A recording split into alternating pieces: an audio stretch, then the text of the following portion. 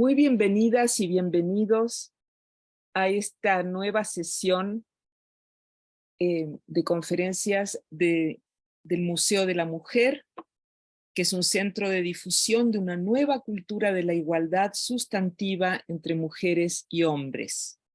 Hoy tenemos la alegría de recibir aquí a la profesora Ana Laura Facus, de la Universidad Nacional de Cuyo, Argentina, quien nos presentará su conferencia Frida Kahlo desde la perspectiva de género y su posición social en el México de la primera mitad del siglo XX. La profesora Facus es profesora de grado universitario en Historia por la Universidad de Filosofía y Letras de la Universidad Nacional de Cuyo, actualmente maestranda en Arte Latinoamericano de la Facultad de Artes y Diseño de la misma casa de estudio, con una tesis titulada Contra espacios culturales en Argentina. El caso del taller Nuestro Teatro en Mendoza, 1970-1974. Su línea de investigación principal está relacionada con intereses en torno al teatro mendocino y la resistencia presentada desde los espacios alternativos de arte a la represión estatal durante la década de los 70. Es miembro activo del proyecto de investigación Historia de las Artes del Pasado Reciente, Argentina 1960-2020, de la Universidad Provincial de Córdoba y América Latina, representaciones, prácticas, espacios, debates historiográficos y disputas por los sentidos y significaciones, que se trata de un proyecto bianual de la Secretaría de Investigación Internacionales y Posgrado de la Universidad Nacional de Cuyo. Sin más por el momento, le damos la bienvenida a la profesora Ana Laura Facus. Muchísimo gusto y muchísimas gracias. Muchas gracias, Liliana. Buen día. Buenas tardes acá en Argentina. Un honor, la verdad, esta invitación. Quiero agradecerles, primero y principal, por haberme invitado, haberme tenido en cuenta. Es un honor presentarles este trabajo a ustedes. Bueno, primero y principal quiero agradecer nuevamente esta invitación. La verdad es un honor presentar este trabajo en esta fecha tan especial. Frida Kahlo creo que ha logrado borrar fronteras territoriales, y hoy nos encontramos acá gracias también a la tecnología, intercambiando ideas entre México y Argentina. Así que una vez más, muchas gracias por la invitación, y espero que la presentación les agrade. Antes de comenzar, les quiero comentar que esta publicación tiene unos años ya, así que la verdad que volver sobre este escrito ha sido todo un trabajo para mí, pero un trabajo sobre todo de repensar ideas, de repensar conceptos, porque yo creo que no es fácil leer lo que uno escribe. Uno tiende a ser muy crítica con lo que escribe, así que creo también que es una buena ocasión esta para poder abrir espacios de diálogo a la luz de nuevas lecturas que uno ha ido haciendo con los años, y los avances también que se han logrado en materia de estudios de género. Hoy yo creo que no es posible concebir una investigación sin perspectiva de género, y eso es gracias al trabajo que se ha venido haciendo durante todos estos años. Por eso también los y las invito a hacer una crítica, a dialogar, a abrir interrogantes sobre este trabajo. Todos los comentarios van a ser bienvenidos. Como dice ahí la primera diapositiva, entonces, la presentación se llama Frida Kahlo desde la perspectiva de género y su posición social en el México de la primera mitad del siglo XX. Bien, bueno, existieron, como sabemos, muchas mujeres que rompieron con moldes impuestos en la sociedad de su época, y una de ellas fue Frida Kahlo. Su vida siempre atravesada por el dolor, por el sufrimiento que significó el accidente que tuvo, las consecuencias en su cuerpo, supo tener un lugar y ocupar un lugar muy importante en la sociedad mexicana en una época en la que las mujeres estaban relegadas del espacio público, Por eso este trabajo lo que pretende hacer es dar una mirada de la artista de Frida Kahlo desde una perspectiva de género y enmarcarla en esta sociedad mexicana de la primera mitad del siglo XX. Yo pienso que importante es tener en cuenta y pensar Latinoamérica como un bloque, con procesos históricos, sociales y políticos similares. Cuando digo a veces que las mujeres estaban relegadas del espacio público, por ende confinadas al ámbito privado, me refiero, por ejemplo, a la plenitud de derechos políticos, que en México lo lograron en 1953, acá en México en el 47, en Chile en el 49, Uruguay fue una excepción que fue en el año 32, pero así, fue una excepción que después con el golpe de Estado tuvieron que dar marcha atrás con la ley y recién la pudieron implementar años más tarde. Creo que lo único que no hay que dar por sentado son los derechos de las mujeres, porque los primeros en desaparecer son los primeros en desaparecer cuando las derechas llegan al poder. Lo que quiero marcar con esto es la importancia de pensar América como un bloque, justamente esto, con procesos históricos, sociales, políticos similares. Y el retraso que significó, por ejemplo, el hecho de la concesión a las mujeres del derecho a participar en las decisiones políticas nacionales, tenía que ver con que significaba un atentado para la familia. ¿Sí? Por ejemplo, la Constitución de 1917 argumenta a la hora de negar a las mujeres los derechos políticos, es que se corría el riesgo de romper la unidad familiar. Y además que se consideraba que las mujeres no tenían la necesidad quizás de participar en los asuntos políticos. Frida Kahlo, bueno, uno conoce su obra, hay numerosos escritos sobre el tema, no solamente llevados a cabo por los historiadores del arte, sino hay abundantes escritos que se enfocan en su vida, en su enfermedad, en su relación con Diego Rivera, en las complicaciones que tuvo que transitar, complicaciones físicas sobre todo, y recién en los 90 es cuando se empiezan a conocer aspectos de su vida privada. Su figura empieza a despertar un interés particular y ascendente que aún hoy existe ese interés en Frida Kahlo. En esta ocasión, y para esta ocasión no voy a entrar en detalles sobre su vida, ¿sí? Sobre su interés por el arte, cómo surgió, su accidente, etcétera, porque creo que todos y todas conocemos esa parte. Hay trabajos desde lo estrictamente artísticos hasta los análisis psicoanalíticos, la industria cinematográfica, que también se hizo eco de su popularidad. Los trabajos que más abundan son las biografías, ¿sí? Por nombrar algunas, se me ocurre Andrea Kettenman, que hace una biografía muy específica de Frida Kahlo, analiza sus obras muy brevemente, pero se centra sobre todo en su historia personal, las biografías de Raquel Tibol. Hay una muy interesante también de Carlos Monsiváis, que hace todo un recorrido por la vida de Frida Kahlo y las va dividiendo en etapas, desde los años 30 hasta lo que él llama la metamorfosis de masas. ¿Sí? Este auge de la figura de Frida Kahlo en el siglo XX. Y tesis también desde el simbolismo en su obra, desde la figura de Frida Kahlo analizada a la luz del periodismo, bueno, lo que se llamó la fridomanía, por nombrar algunas, pero los análisis iconográficos de su obra, los análisis literarios de su diario, por nombrar algunas de los trabajos que hay sobre su vida. Creo que aún hoy hay mucho por estudiar sobre Frida Kahlo. Creo que es lo interesante de su figura. En esta ocasión y para esta presentación nos vamos a centrar en un recorte temporal, ¿sí? De 10 años, específicamente entre el 1944 y 1954, que es cuando Frida Kahlo escribe su diario íntimo y es donde ella deja al descubierto sus sentimientos más profundos sobre el amor, sobre su vínculo con Rivera, sobre la política, sobre la militancia, además de la producción artística que complementa estas ideas.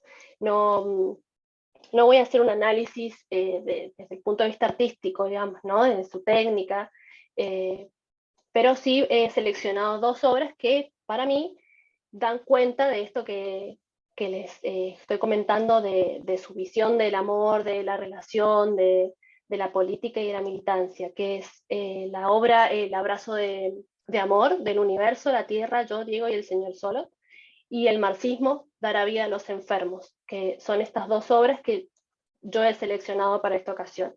Y también esta necesidad que tiene ella de hacer de su arte una herramienta para la revolución. Hay algo muy interesante que se da en la figura de Frida Kahlo y es la unión entre lo público y lo privado. ¿Sí? Las que habla la doctora Eli Bartra, las dualidades, que habla en su libro Frida Kahlo, Mujer, Ideología y Arte. Sé que mañana va a estar dando una conferencia, que seguramente va a estar muy interesante, porque siempre es muy interesante escucharla y leerla. Entonces, el tema de lo público y lo privado, así esta unión que se da en Frida Kahlo, lo observamos en su arte también, esos cuadros que podemos ver sus sentimientos más profundos, sus ideas, el dolor, la felicidad, la vida, la muerte, bueno, las dualidades propias de ella. Como toda investigación, siempre hay una pregunta que nos guía o que nos orienta y que nos remite a pensar si el vínculo que tenía Frida Kahlo con Diego Rivera y la influencia que ejerció él en Frida fue uno de los factores que le permitió a Frida Kahlo posicionarse en una situación social particular y política que le van a permitir sobresalir en la sociedad mexicana y que le proporcionó, por otra parte, recursos para sobresalir en esa sociedad mexicana. Un punto para conversar, un punto para dialogar también es este tema de su relación con Diego Rivera. Durante la década del 20, bueno, todos sabemos el papel que tuvo el Estado con los y las artistas, ¿sí? El impulso que se le da al arte, el inicio de la consolidación de los artistas, el patrocinio estatal en las artes en México. No voy a entrar tampoco en detalles del movimiento muralista porque me parece que no nos daría el tiempo tampoco, pero sí es importante destacar eso, el rol del Estado con los y las artistas. Creo que es cuando Diego Rivera también su figura cobra mucha mayor relevancia. ¿Y qué queremos hacer o qué queremos comprender al finalizar esta charla? Si se puede, si lo logramos, es justamente comprender esta visión que tenía Frida Kahlo sobre la política y sobre su relación con Diego Rivera a partir del análisis y la lectura de su diario y algunas de sus cartas. Y así poder analizar también las relaciones sociales que se dieron en México en la primera mitad del siglo XX y el rol de la mujer en esas relaciones, específicamente en la familia, para comprender que esta relación de género entre los artistas era un hecho destacado del momento. Bueno, eso lo podemos conversar también, creo que las relaciones de género entendidas como relaciones de poder, ¿sí? Donde las partes o los intervinientes de esas relaciones tienen diferentes roles. Y como dice el título del trabajo, perspectiva de género, pero ¿por qué? ¿Por qué la perspectiva de género? Bueno, creo que el tema de la perspectiva de género, el género en sí no es una categoría cerrada, sino que es una categoría que está en desarrollo y creo que la perspectiva de género lo que nos va a dar es un ejercicio de una lectura crítica y cuestionadora de la realidad. Creo que eso es lo interesante también de analizar personajes a la luz de esta perspectiva, ¿sí? Que nos va a permitir cuestionar la realidad también, analizarla y si se quiere y si se puede transformarla. Cuando hablamos de género no es una categoría, como dice Fox Keller, la categoría de género como categoría socialmente construida tiene un significado mucho más amplio del que le solemos dar a veces, que es de las diferencias sexuales. Es el análisis que podemos dar entre las relaciones que hay entre hombres y mujeres y otras identidades sexuales, las debemos enmarcar en un contexto de normas, en un contexto de valores, en un contexto de roles, en donde situamos a los diferentes actores en diferentes lugares que ocupan en la sociedad. Por eso la perspectiva de género lo que hace es justamente eso, es comparar el rol de cada uno de los intervinientes de esas relaciones en la sociedad y cuáles son los roles asignados. También, obviamente, hay otro debate para abrir, es el tema del concepto o el término del género, que hay toda una controversia alrededor del término género, su utilización, que se suele utilizar como sinónimos de mujer, como dice John Scott. Bueno, es un debate que también podemos dar luego, si se utiliza o no como sinónimo de mujer, si está bien o no utilizarlo así.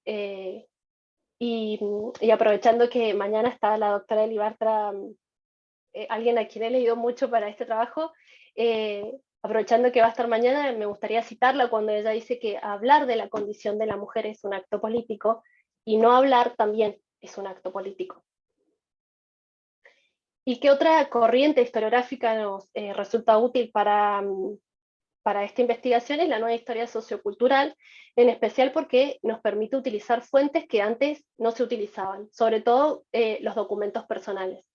En este caso, su diario personal y sus cartas. ¿Sí? Antes se cuestionaba la veracidad de esos documentos y se utilizaban documentos más tradicionales, ¿no? Hoy podemos hablar de que son documentos que no se cuestiona su veracidad y que nos permiten entender cosas muy ricas de las personas a las que estudiamos. Como dice Eli Bartra, el arte es una forma de conocimiento y también está cargado de ideología. Entonces, al ser un componente del arte, al ser un componente de la cultura, lo que hace también es transmitir ideas, es transmitir valores de la sociedad en donde se produjo ese arte. Y tampoco nos tenemos que olvidar que los y las artistas son parte de la sociedad y tienen cierto bagaje cultural, histórico, social. Así que el arte, como dice Bourdieu, es un microcosmos en donde donde puedan haber luchas, ¿sí? Luchas y relaciones de fuerza o relaciones de poder. Y si hablamos también de las desigualdades entre hombres y mujeres, no nos podemos olvidar que también el tema de la producción, la circulación y el consumo de arte es parte de esa desigualdad. Bien, ahí pueden ver una foto de Frida haciendo un retrato de su padre. Hay muchas mujeres que desempeñaron papeles muy importantes en la historia de México durante la primera mitad del siglo XX, como las mujeres que pertenecieron a agrupaciones que lucharon por los derechos femeninos o aquellas que integraron partidos políticos o sindicatos. El tema de, por ejemplo, la educación para las mujeres estaba limitada a profesiones dedicadas a la educación. Esto también tiene que ver y tiene una explicación. Era una forma también de perpetuar desigualdades basadas en el género. ¿Sí? Las mujeres eran adecuadas para los trabajos que significa el cuidado de otros. ¿Sí? Es una forma de continuar el rol de la mujer madre, de la mujer cuidadora, ¿sí? Las profesiones como en educación, enfermería, tienen que ver con esto, con el rol de la mujer de cuidar de otros y continuar con el rol que tenían en su hogar. Yo creo que se reproduce también un modelo de mujer limitada a las tareas domésticas, con lo cual yo creo que ingresar en el ambiente artístico era un desafío al orden impuesto, como hizo Frida Kahlo, por ejemplo, María Izquierdo. Creo que ingresar en el arte ya significa en sí una revolución en el momento. Alguna de esas agrupaciones que les decía puede ser el Consejo Feminista Mexicano o la Unión, el Frente Pro Derechos de la Mujer, entre otros, ¿no? La década del 20, si bien las mujeres tuvieron mayor visibilidad, bueno, las luchas de las mujeres están muy ligadas al tema de la obtención del derecho al voto. Ese retraso que hubo en la concesión de los derechos políticos estaba justamente afianzado en esa idea de que darle a la mujer el derecho a votar era romper la unidad familiar, porque se iban a interesar en asuntos que estaban fuera del ámbito doméstico. Así que, bueno, después de la aprobación del voto y los movimientos feministas y de las mujeres vuelven a tener un auge en los 70. Ahora, ¿pero por qué hablar de Frida Kahlo, no? Bueno, yo creo que principalmente y personalmente a mí me parece un personaje fascinante. Creo que tuvo mucha sensibilidad para expresar sus ideas y creo que eso es lo que la ha convertido a ella en una mujer estudiada desde diferentes perspectivas, ¿sí? En especial a partir de los 70. Creo también que se abrió camino en un mundo en donde eran la mayoría artistas hombres, ¿sí? Y cuando hablo de sensibilidad, no me refiero a un atributo, ¿no? Femenino, digamos, meramente femenino, sino que es esta capacidad que tenía de transmitir sus sentimientos más profundos a través del arte. Justamente lo que comentaba al principio, ¿no? Esta unión que se daba entre lo público y lo privado en su arte, que uno puede ver cuando observa sus más profundos sentimientos, su sufrimiento, su dolor, y lo puede observar en su arte. Creo también que el tema de las mujeres artistas es otro tema muy interesante para debatir y para dialogar, ¿no? Como decía Linda Nothlin en su ensayo, ¿por qué no ha habido grandes mujeres artistas, ¿no? Y ella se extiende en esta controversia, ¿no? De cómo hay factores sociales e institucionales que impiden que las artistas desarrollen libremente su arte y cómo han sido silenciadas también por la historiografía tradicional. Bien, y entonces, la relación que tenían, ¿no? Para comprender esa relación que tenía Frida Kahlo y Diego Rivera, eh, tenemos que entender cómo funcionaba la sociedad mexicana en ese siglo XX y cuál era el rol de la mujer. La mujer mexicana yo creo que ha transitado por un camino muy sinuoso, sí, de sumisión primero al padre, después al marido, los espacios públicos reservados a los hombres, las mujeres relegadas al espacio público, perdón, al espacio privado.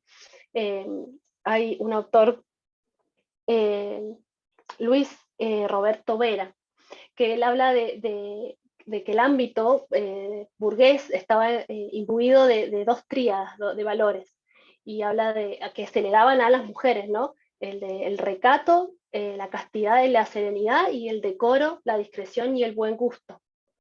Eran em, estos valores que se le daban a las mujeres.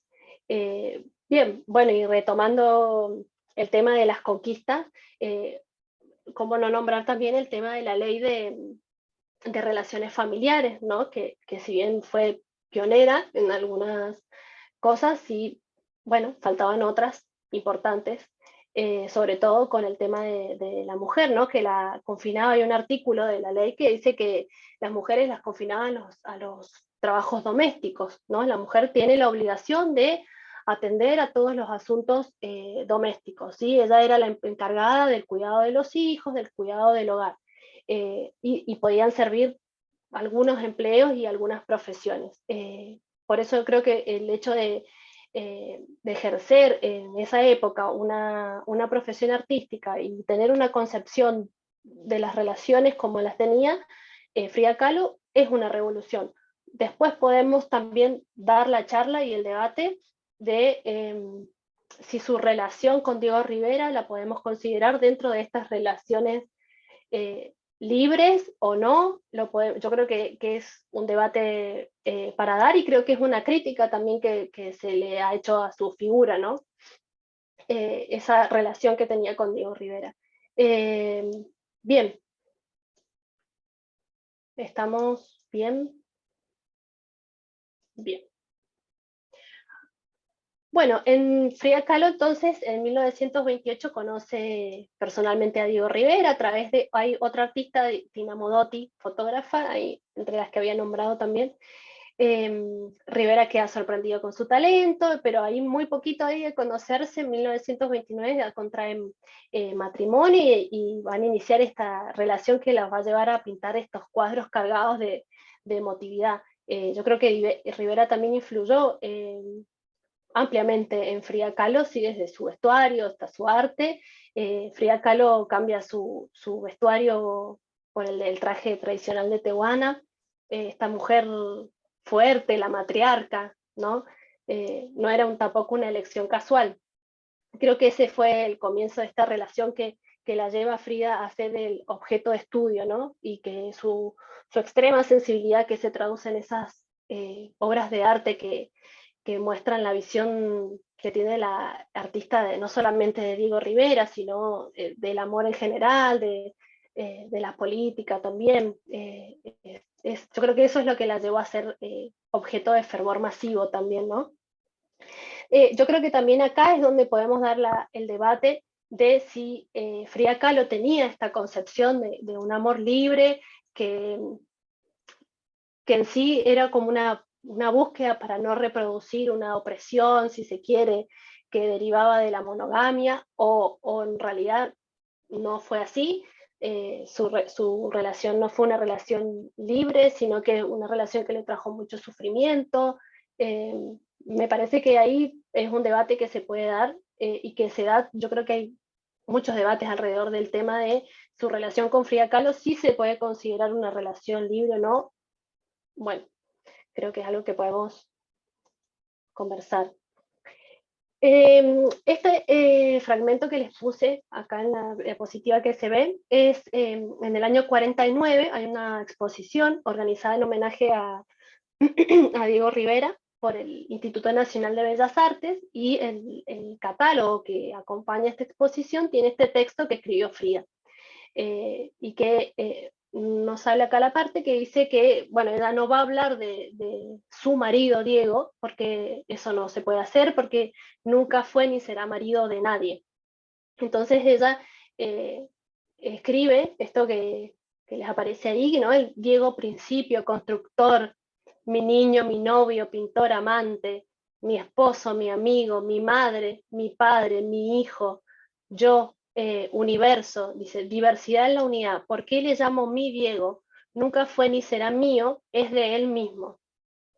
Creo que esto es lo que justo le estaba comentando, ¿no? Eh, Esa idea de, bueno, él es libre, él no es de nadie. Bien, y perdón, voy a tomar un poquito de agua. Bueno, y Frida utilizó, como decía, el arte para expresar con mucha sensibilidad su visión de la relación que tenía con Rivera. Yo les comenté que había seleccionado dos cuadros. Uno es El abrazo de amor del universo, la Tierra, yo, Diego y el señor Solot, que fue realizado en 1949. Cuando Frida Kahlo viajaba a París para exponer sus pinturas, y como bueno, en muchos de sus trabajos, Rivera es un personaje recurrente, ¿sí? Hay mucha influencia simbólica también en su obra, ¿sí? Gran simbolismo desde el título de la pintura, que ya nos da una idea de lo que Frida quería mostrar, ¿no? El universo los abraza, a ella, a Diego Rivera, la tierra que representa, ¿no? México, podemos ver el sol, la luna, la oscuridad, la luz, el día, la noche, ¿sí? Yo creo que las dualidades de las que yo les comentaba al principio, ¿no?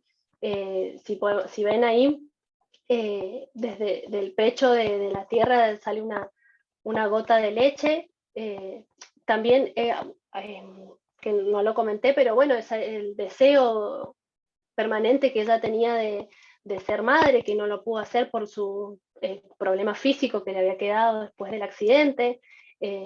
Frida en el centro y Diego en sus brazos, ¿no? Como un símbolo de amor maternal, si se quiere, que sentía por Diego Rivera. Creo que en muchas de sus obras tiene también el tercer ojo, ¿sí? El símbolo de la sabiduría, ¿sí? La imagen que tiene también Frida de Diego Rivera, ¿no? Un hombre culto, un hombre sabio, que en las manos tiene una llama, que podemos hablar del fuego de la sabiduría, ¿no?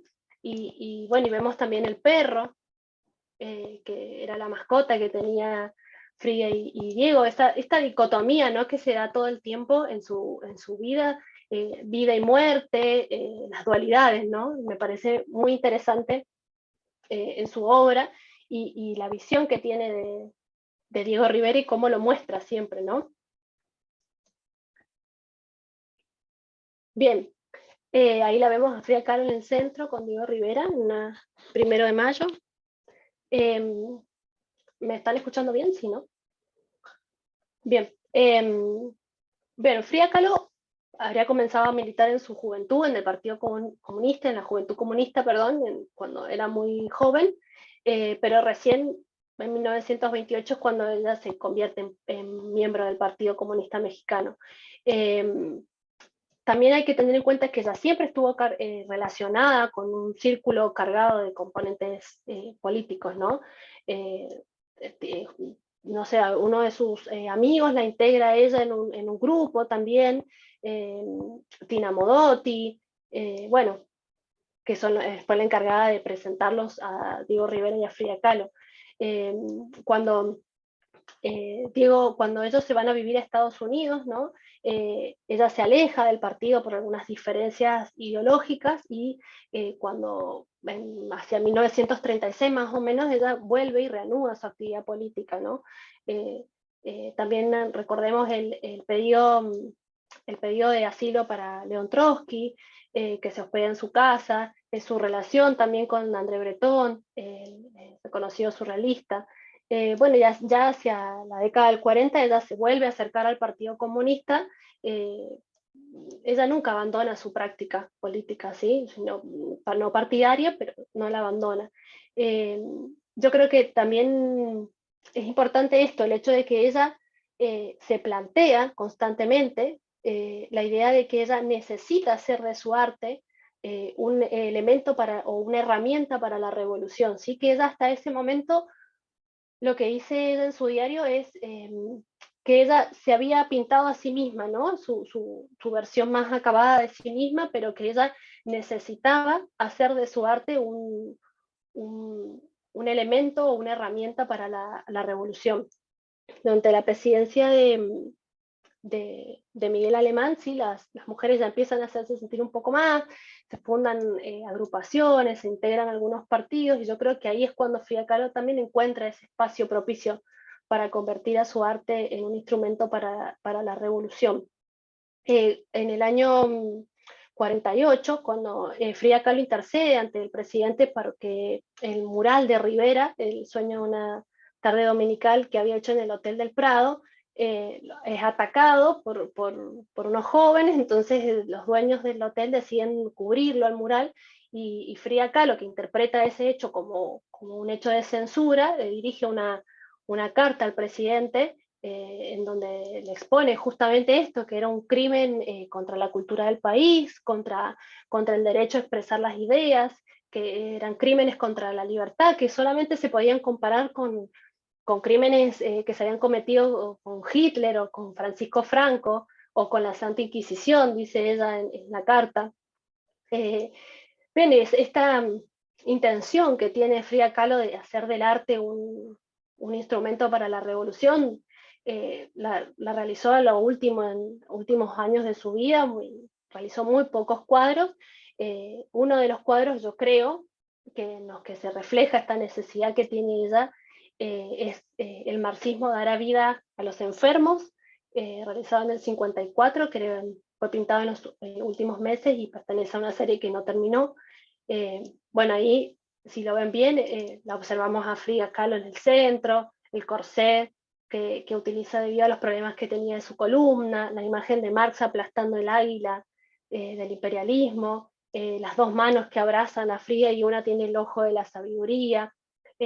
Sí, como que el conjunto representa la sanación a la que va a llevar el marxismo, incluida a ella y a la sociedad. Bueno, yo creo que también después de leer y leer sobre su vida y leer sobre sus pensamientos, sus ideas, sus diarios, sus cartas, su forma de ver el mundo, yo creo que si bien la relación que Frida Kahlo tenía con Diego Rivera la posiciona, sigue en política y socialmente como un personaje visible e influyente en México en el siglo XX, su visión, yo creo, del mundo, de la política, de las relaciones, de las mujeres, aparecen mucho antes de conocerlo a Diego Rivera. yo creo que el talento que ella tiene le permitió abrirse paso en un mundo en donde las mujeres estaban invisibilizadas culturalmente. Su participación temprana en la militancia también la convierte en una mujer comprometida con la realidad social mexicana, ¿sí?